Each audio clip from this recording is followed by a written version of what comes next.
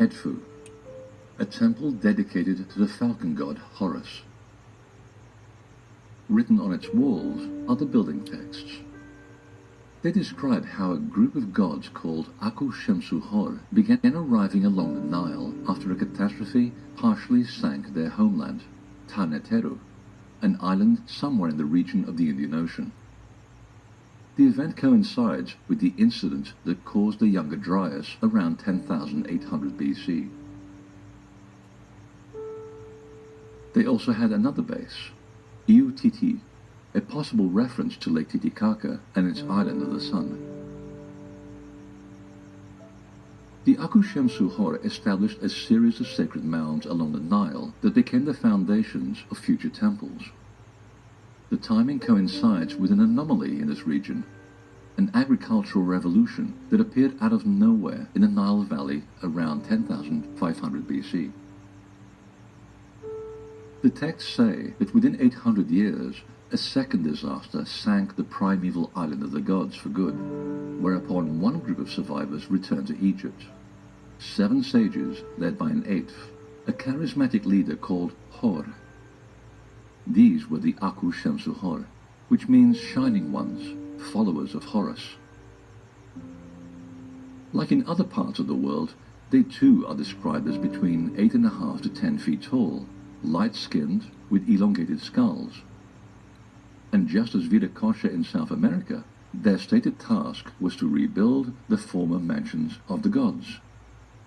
What mansions might they have come to rebuild in Egypt? Oh, I love the building texts. They describe the first appearance of the Shining Ones, the followers of Horus, as the first occasion. And the date is memorialized in the alignment of the pyramids of Giza, the spring equinox of 10,400 BC.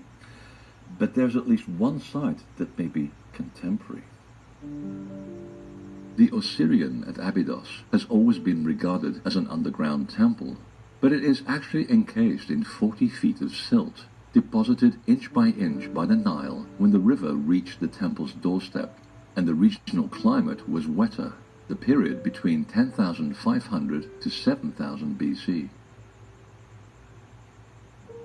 By 3,500 BC, the Nile had moved over a mile east of Abydos. Pharaohs were still building temples around the Osirian, yet none related to it, as though the building was no longer visible, covered by sand and silt. All that remained was the memory of why the location was important.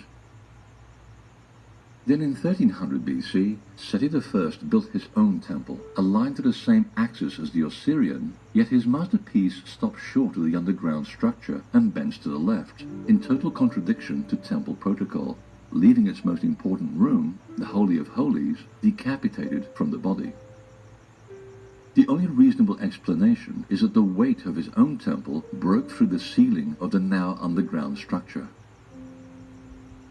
Could it be that Seti rediscovered the Osirian and wished to revive its importance?